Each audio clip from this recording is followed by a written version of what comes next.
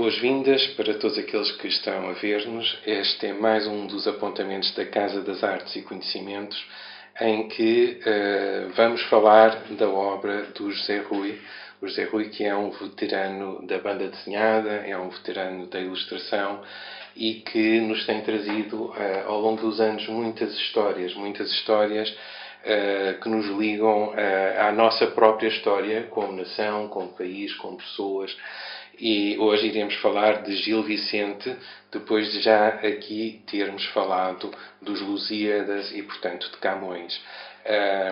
São autores e são obras de grandes dimensões e eu vou passar aqui já a palavra ao José Rui para nos falar um bocadinho sobre, afinal, porquê o Gil Vicente. Há tantos autores, porquê o Gil Vicente?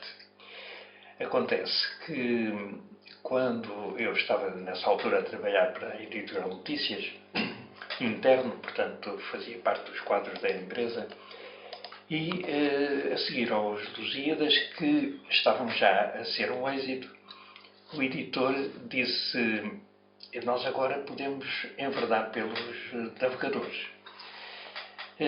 Eu retraí-me um pouco, porque tinha conhecimento de que um colega meu, os HCs na ASA, estava precisamente a tirar partido disso e eles iam publicar um volume sobre o Renascimento, a época do Renascimento e, naturalmente, os descobrimentos portugueses, seguindo-se depois com os navegadores, naturalmente. Portanto, isso era uma coisa do domínio público e que teria a vantagem de qualquer editor avançar. Eu disse, se os Lusíadas foram um êxito mais por uma pedrada no charco, era uma coisa que não estava feita ainda, porque não fazer outra coisa que também não está feita? Portanto, o fator de surpresa e de preencher uma lacuna. Porque não o pai do teatro português, Gil Vicente? E Gil Vicente, através dos autos, fez um estudo de todo o conjunto de autos do Gil Vicente e cheguei à conclusão que ele os escrevera para um tempo de teatro. Portanto, todos eles podiam caber num número certo de páginas. E eu fiz um cálculo de 20 páginas cada auto. Com exceção, o Alto da Índia é maior. Mas isso dar-nos-ia um equilíbrio de preencher os álbuns, os livros, com aquele número certo de páginas. Como já tínhamos feito o mesmo trabalho nos Lusíadas. Dividi-los de modo a que nos 3 livros do conjunto se reuníssemos a obra toda. Hoje está num único volume. E então comecei com o Gil Vicente. Apresentou-se-me logo um problema. É que o Gil Vicente escreve com diálogos muito curtos, mas muitos.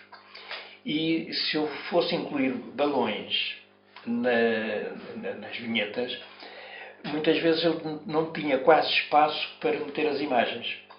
Ou teria um conjunto de balões que me tirava também a hipótese de meter fundos, o que ficava esteticamente desagradável. Então, criei este sistema de iluminar o balão. As próprias legendas formam um conjunto e, em vez da flecha, a flecha é aquele tracinho que vem do balão à boca da personagem que fala, a última linha da legenda faz essa função. Ou a primeira, se a legenda está abaixo da linha da boca da personagem. Portanto, é a primeira, ele fala com a primeira linha. Se está acima, é a última que vem na sua direção, para saber quem é que está a falar. As legendas, não tendo o contorno do balão, ficam transparentes. E, portanto, quando dou a cor, essa cor passa por cima e não temos aquele desagradável recorte dos brancos dos balões. Solucionado isso, levantava-se também outro problema, que são as notas de rodapé. Eu, já pela experiência de como tinha feito nos Lusíadas, incluí em cada vinheta a explicação das palavras difíceis que vão aparecendo dentro de um pergaminho. Portanto, o leitor, a par e passo, vai encontrando essas dificuldades, vai resolvendo-as dentro de cada cena, dentro de cada vinheta. E desse conjunto saíram 5 autos. A minha intenção... E é muito curioso. Eu já agora aproveito aqui esta passagem, no fundo, para salientar aqui o curioso que é o lado do engenho também, quando estamos aqui a falar da banda desenhada e desta passagem de uma obra escrita para uma obra desenhada, não é? Que o José Rui aqui esteve a contar-nos destas formas de resolver as situações, não é? Porque há uma linguagem, apesar das linguagens se ligarem, há uma linguagem específica visual, não é? Que quando se transforma uma obra numa forma de como está comunicada numa outra obra, que se liga e que no fundo vai chegar a outras pessoas, a outros leitores, vai chegar, digamos, a um público maior. Há que também saber fazer esta transformação, não é? Que estive, no fundo, a descrever. Não é? No fundo, eu acho que um argumento de teatro é mais fácil passar para a história em quadrinhos do que propriamente um romance. Porque no romance, sem imagens, há a descrição de tudo quanto rodeia as personagens, como elas são vestidas, os gestos que fazem. No teatro, as personagens, quer dizer, que são encarnadas pelos atores, estão já com a sua indumentária, o cenário está patente, portanto, eles só atuam, falam e trocam impressões. Na banda desenhada, isso depois é mais fácil, porque também o texto é apenas dos diálogos, uma pequena descrição, como no teatro às vezes há. Passaram-se tempos, não é? E depois segue a cena. E aqui é a mesma coisa. Portanto, é uma redundância quando as legendas das histórias em quadrinhos repetem coisas que nós já estamos a ver no desenho. E daí a minha percepção de haver uma ligação muito maior entre estas duas áreas, teatro e histórias em quadrinhos. E o José Rui, há quanto tempo esta obra foi concebida? Porque nós temos aqui os originais até sobre esta mesa, não é? Temos alguns originais. Quando é que ela começa a ser concebida? Em 1986. Porque ao acabar a obra anterior, Lusíadas, eu tinha que já ter outra preparada. E isso foi projetado e depois publicado a seguir a essa altura. E é importante, eu chamei também esta atenção porque é importante e interessante levantar esta questão de que a cor, os meios de impressão da altura eram diferentes. Nós hoje vivemos já numa era do digital, mas na altura havia que usar outros tipos de artifícios. Era tudo analógico. Era tudo analógico, quer dizer, à mão, inventado, até a cor às vezes Tinha alguns truques, não é? E uns truques para criar soluções para problemas que iam surgindo. Por exemplo, a cor dos Lusíadas, tal como depois seguiu o Gil Vicente e todos os trabalhos que eu fiz na Editorial Notícias, as cores eram selecionadas por mim à mão sobre provas de papel, para evitar a seleção fotográfica, que era muito cara e era incomportável conseguirmos colocar os álbuns no mercado ao mesmo preço dos que eram importados, uma vez que as formas das cores eram emprestadas para a publicação, devolvidas depois através dos fotólitros, o que embaratecia muito essas publicações de obras estrangeiras. E entre nós tínhamos que fazer tudo, portanto, se não tínhamos possibilidade de exportar como os outros faziam, toda essa carga de despesa coincidia num único livro. E então eu fiz esse esquema de selecionar em papel as cores. Depois, eu também tenho a preocupação de a cor não ofuscar o preto, o traço.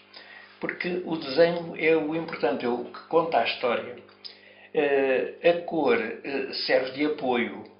E então eu pretendo sempre cores leves e que definam os planos.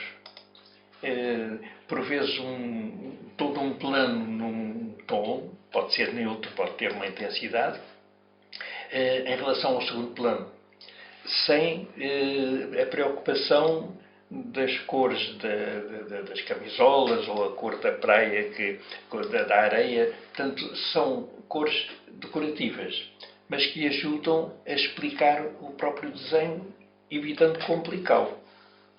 Uhum. E hoje já o José Rui trabalha com cor digital, não é? Portanto, é uma alteração bastante grande na sua obra, porque, por um lado, começa a trabalhar essa forma muito artesanal, de certa maneira, a cor, que era uma forma também de proporcionar que essa redução de custos e a possibilidade de se fazerem obras, se calhar de outra maneira, teriam custos difíceis de suportar, não é? Mas hoje já trabalha com o digital e com cores digitais, não é? Portanto, algumas coisas... Reformulou alguma cor destas bandas desenhadas? Sempre que há reedições, a partir das obras já publicadas, eu trabalho já no digital, melhorando, inclusive a própria cor que eu faço hoje no computador é muito aproximada, para não dizer igual, à que eu fazia aguareladas ou com estas seleções de papel. Portanto, eu criei uma paleta própria no computador e trabalho com os mesmos tons leves, chamemos-lhe pastel, e com essa preocupação de desligar os planos para ajudar a uma melhor leitura. E tirando partido, naturalmente, do processo, que é ótimo, nós podemos voltar atrás quando quisermos, sem ter que repetir todo um original quando escolheríamos em cima. Podemos alterar as cores conforme queremos. Temos o efeito já de como irá sair no papel, tendo em conta naturalmente as diferenças. O tom que nos aparece no ecrã não é igual àquele que vai aparecer no papel, portanto tem que haver compensações, porque é diferente a tinta a imprimir no papel do que uma imagem que tem luz por dentro e que se apresenta mais luminosa. E voltando aqui talvez um bocadinho então ao conteúdo da obra, ao conteúdo desta obra de Gil Vicente, quais são os pontos mais fortes, mais importantes da comunicação que esta obra tem? Principalmente o ar crítico, o satírico, e que no fundo está absolutamente atual. quer dizer, esta crítica que ele, Gil Vicente, inclui nestes autos é de uma profundidade, de uma justeza grande, não é? E são obras que se impõem divulgar por este meio para que fiquem conhecidas do, chamemos de pequeno público, portanto, de gerações mais novas e de escalões etários também baixos, que se tornará difícil ir ler os livros do Gil Vicente e entendê-los. Através do desenho isso está facilitado. E com que impacto é que isto tem nas pessoas? Qual é a importância? Esta transmissão do Gil Vicente vai, de alguma forma, mudar a consciência das pessoas? Possivelmente, como resultado, as indicações que eu tenho é que realmente foi muito bem aceito, principalmente nas escolas. Também numa escola sei que fizeram uma encenação e um teatrinho a partir da banda desenhada, da história em quadrinhos, porque tinham ali a barca simbolizando o inferno com uma carranca, tem a barca do céu com um cisne. Portanto, foram buscar esses documentos para encenarem o teatrinho. Por outro lado, como os livros, a partir de uma certa altura, se esgotaram, que estão esgotados há muito tempo e não têm tido reedições, sei que há muitas escolas que têm ainda livros velhinhos na biblioteca e tiram fotocópias para poderem manusear melhor e passá-los aos alunos. Portanto, é uma lacuna neste momento que é fazer novas edições deste trabalho. E eu tenho esta referência importante, que é o facto de muitas pessoas me dizerem que, de facto, assim, através da banda desenhada, é mais fácil aprender, não só ter a percepção de algumas obras de literatura, mas como também aprender a história, a própria história, que também é o objeto de muitas das suas obras, Zé Rui, não é? Aqui nesta imagem temos aqui uma destas pinturas, não é, que está na sua escola. Sim, porque é a escola de que sou patrono e a biblioteca tem um espaço muito grande e rico, são 7 metros de pé direito com 7 metros de largura numa das paredes, depois tem mais 2 aproveitáveis, e eu propus-me fazer ali umas pinturas murais com os temas dos livros que eu tenho feito, que têm ligação com a cultura, com a história, e que os próprios alunos podem encontrar na biblioteca, porque eu ofereci exemplares de todos esses livros. Portanto, criei aí uma ligação. Além de que na própria biblioteca podemos contar as histórias daquelas cenas que ali estão. E uma delas eu dediquei ao Gil Vicente, precisamente com a Barca do Inferno, que é a mais emblemática, aquele cortejo de pessoas que já morreram, mas vão pelo seu pé até àquele rio escolher a Barca do Céu ou a Barca do Inferno. Muitos encheram a Barca do Inferno e a Barca do Céu levou os melhores, naturalmente.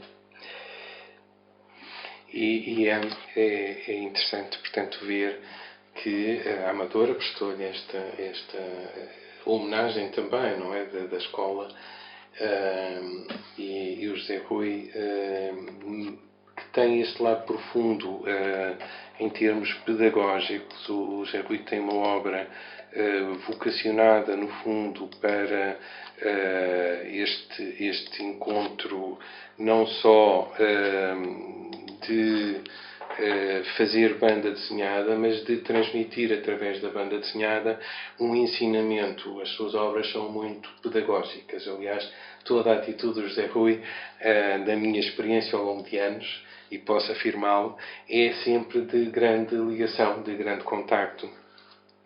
As pessoas chegam a si e explicam-lhes a obra, como foi, com o que é que transmite, o que é importante. Tem essa disponibilidade sempre para estar com quem chega junto de si. E toda a sua obra é, de facto, uma obra pedagógica para mim. Uma obra interessante, uma obra de procura e um ensinamento.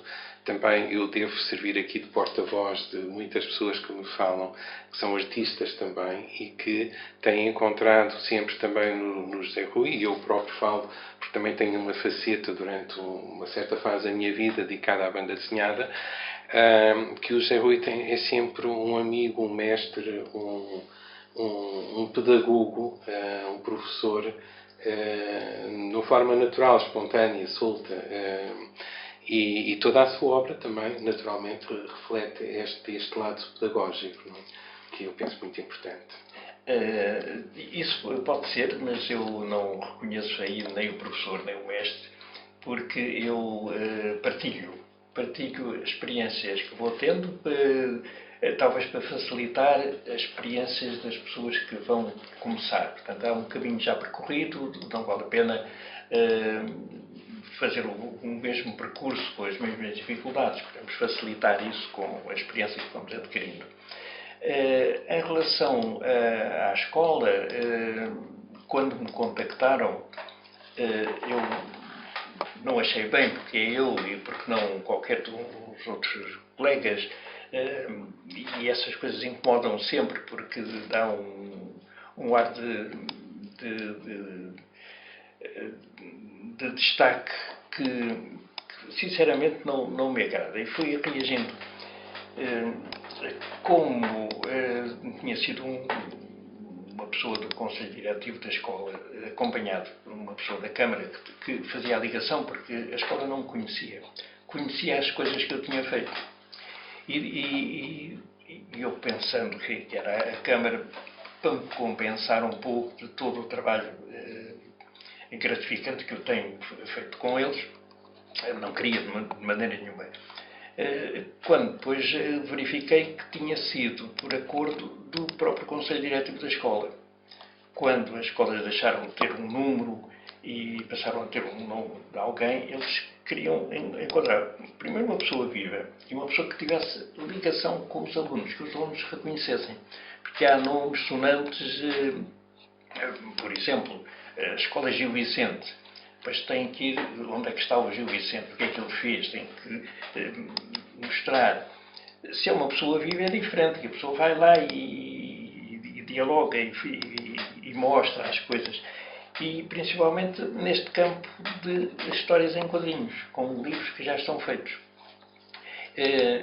E acabei por ceder, porque as pessoas estavam a insistir muito e para não fazer já papel de mal criado, disse que sim. Mas pensando que estas coisas mete-se a burocracia pelo meio e depois esquecem-se. Até que um dia isto apareceu no Diário da República e era o ato estava consumado. E depois, em face da escola, era na altura uma escola piloto e estava em reconstrução, era uma pequena escola que se ampliou, tinha muito espaço e transformou-se numa escola com muita área.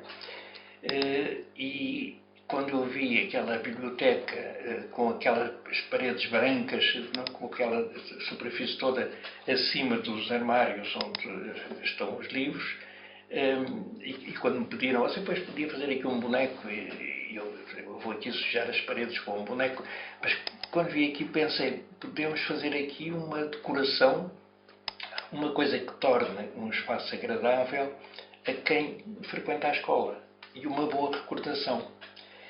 E lá está, quer dizer, para além da biblioteca, há também painéis que estão no refeitório. No refeitório normal dos alunos que estão a frequentar a escola, e depois tem uma parte infantil que tem outro refeitório. E depois disso fiz, por ideia e colaboração de uma educadora infantil que infelizmente adquiriu uma doença grave e depois de muitas tentativas de tratamentos na Alemanha, assim acabou por falecer. Mas ainda em vida dela, fiz nesse refeitório uma história até inventada por ela, é uma espécie de história da carochinha, mas onde mete um coelhinho branco, e neste momento ela ficou em fazer uns versos para completar a história, porque eles, para as crianças comerem, principalmente comerem a sopa e assim, contavam histórias e ela achava que aqueles desenhos, à medida que eles iam comendo, ela ia explicando, e ela acabou de falecer e não deixou esses versos feitos. E agora estou precisamente em contacto com a escola, tenho estado sempre em contacto com eles, de criar ali uns versos para completar e ficarem na parede, para que os alunos possam sentir-se como que em casa. É uma história que os rodeia à volta das suas paredes, do sítio onde tomam as refeições diariamente. Pronto, e queria naturalmente perguntar ao José Rui, no conjunto desta obra de Gil Vicente, se tivesse que focar um ponto ou outro mais importante, o que é que gostaria de focar, agora que estamos a avançar, aproximar-nos do fecho desta conversa, o que é que acharia mais importante? Por exemplo, a moral que se tira daquele aparecimento da morte no alto da glória, que é um julgamento de todos os seres viventes, e que ali ficam iguais um Papa com um camponês, um bandido com um santo. Todos têm aquele fim. E isso realmente isso é comum em toda a obra do Gil Vicente, e que na altura em que ele escreveu e representou essas peças era de uma coragem muito grande. E pronto, fica a mensagem, no fundo, deste momento, não é? Porque ao longo destes álbuns e destas páginas vamos encontrando, no fundo, muitas mensagens que não podem ser só transmitidas em poucos minutos, não é? Portanto, isto dá-nos naturalmente espaço, digamos, para desafiar as pessoas a ler, dentro do possível, procurar estas obras nas bibliotecas, pelo menos, ou ainda, eventualmente, em algum sítio onde possam adquirir algumas delas, não é? Alguma delas que ainda esteja acessível, em termos de álbum. Do Gil Vicente? Do Gil Vicente. Não, estão todas esgotadas. Pronto, são em coleções particulares. Lembrava-te há pouco, mas podia haver alguma que tivesse... Parece, às vezes, talvez na internet, naqueles alfarrabistas que conseguem encontrar livros, talvez. Ou talvez em breve consigamos interesse em fazer uma reedição. Sim, porque é muito interessante e facilitador para quem está a aprender também um pouco, porque também se liga à história de Portugal, esta sensação de cultura portuguesa, para a qual realmente Gil Vicente tem uma grande força, uma grande importância. Pronto, foi uma conversa que tivemos aqui neste espaço na casa do José Rui, com algumas obras aqui à volta que são, digamos, obras que não são Gil Vicente, mas é natural sempre para um artista estar, digamos, também rodeado pelo seu trabalho. Eu acho que reflete o amor pela sua própria vida e eu acho que isso é importantíssimo para qualquer de nós. E aqui na casa do José Rui, que nos recebe a todos nós aqui com toda esta simpatia, rodeados de arte, rodeados de originais, estamos agora, de facto, a despedir-nos, não é? Mas não completamente, porque vamos continuar, no fundo, esta caminhada pela obra de José Rui. Há alguma coisa que ainda queira, para fechar, sobre esta área do Gil Vicente? Dizer que, para mim, tem sido realmente uma honra a oportunidade de poder abordar estas obras e de as conseguir concretizar. Uma honra também recebê-lo nesta sua casa, é sempre bem-vindo e reconhecido pelo destaque em relação a trabalhos que às vezes não estão na gaveta, mas estão semi-enterrados no esquecimento. Eu penso que é, sem dúvida, muito importante nós voltarmos, às vezes é isso, irmos buscar as coisas que às vezes ficaram um bocadinho para trás, por razões diversas, não pelo seu valor, porque o têm, mas porque os tempos e as condições os deixaram um pouco para trás e chega uma altura de os fazer reviver. Esta foi uma das formas, digamos, de fazer esse reviver da obra, e não só. Eu penso que com esta série de apontamentos nós deixamos aqui um documento de vida muito importante sobre José Rui, e esse documento, no fundo, é o conjunto de toda esta obra e algo mais ainda. Pronto, para quem tem este interesse de conhecer melhor o José Rui, tem sim a oportunidade de estar também aqui. Muito obrigado por isso. Pronto, quero agradecer, José Rui, mais uma vez do coração, alguém que tem uma carreira muito longa, dezenas e dezenas de anos de inventividade, criatividade, engenho, ligados à APD e não só, e ligados ao ensino, à pedagogia natural, de quem não se esforça, mas de quem, quanto a mim, é um mestre. Eu vou-me atrever a dizer isso, um mestre. Eu acho que merece isso e é bom dizê-lo. Portanto, aqui ficamos com um até breve. Com mais obras, com todo o gosto, com todo o prazer. Obrigado, sempre do coração. Sempre bem-vindo.